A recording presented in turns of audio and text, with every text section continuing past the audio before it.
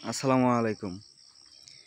আজকে অত্যন্ত গুরুত্বপূর্ণ একটা ভিডিও নিয়ে আপনাদের মাঝে উপস্থিত হয়ে গেলাম। আমি প্রথমেই সবার কাছে ক্ষমা চেয়ে নিচ্ছি। এটা একটা কবরস্থান। কবরস্থানের ভিডিও করা ঠিক না, তারপরেও আমি সবার বোঝার জন্য আমি এই ভিডিওটা আ করে নিচ্ছি। আমি সবার কাছে ক্ষমা প্রার্থী। এই দেখেন, এটা হচ্ছে কিন্তু কবরস্থান। একটা সময় এই জায়গাটা অনেক পরিষ্কার পরিচ্ছন্ন ছিল। সময় যাচ্ছে আর আগাছা বেড়ে যাচ্ছে। গাছপালা, ঝোপঝাড় সবকিছুই কিন্তু বেড়ে যাচ্ছে। এ এটা হচ্ছে আমাদের পারিবারিক কবরস্থান। এখানে আমার বাবা, আমার দাদি, আমার পরিবারের অন্য সদস্য, আমার বংশের অন্য সদস্য, আত্মীয়স্বজন অনেকেই এখানে শায়িত আছেন। আমাদের পরিবারের আত্মীয়স্বজন বা আমার বাবা যখন মারা গেল, তখন প্রায় প্রতিদিন এই কবরস্থানে আসতাম। দিন যত এগিয়ে গেল, আস্তে আস্তে আমাদের এই জায়গাটিতে আসা কমে গেল।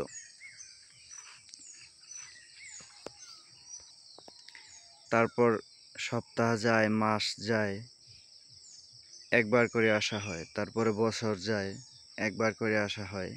এখন আর সেরকম আসা হয় না। এখনকার প্রতি বছর মাত্র ২ ঈদে আসা হয়, এছাড়া হয়তো কখনো আসে না। আমাদের এই ছোট্ট জীবন নিয়ে কতই না অহংকার, কতই না দাম্ভিকতা।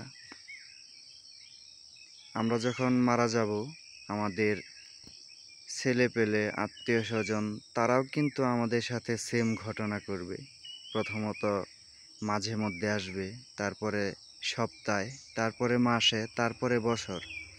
এভাবেই আমরা পরিবারের সবার কাছ থেকেই একটা সময় তাদের মন থেকে উঠে যাব। নিরবিচ্ছিন্ন কথাটা আমাদের হয়তো আর স্মৃতির মধ্যে থাকবে না। আজকের এই ভিডিওটা অনেক কিছু বুঝিয়ে দেয়। মাটির মানুষ, আমরা আবার সেই মাটিতেই চলে যাব।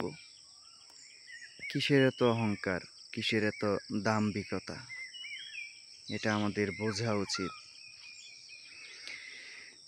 প্রথমত অবস্থায় কবরবাসীদের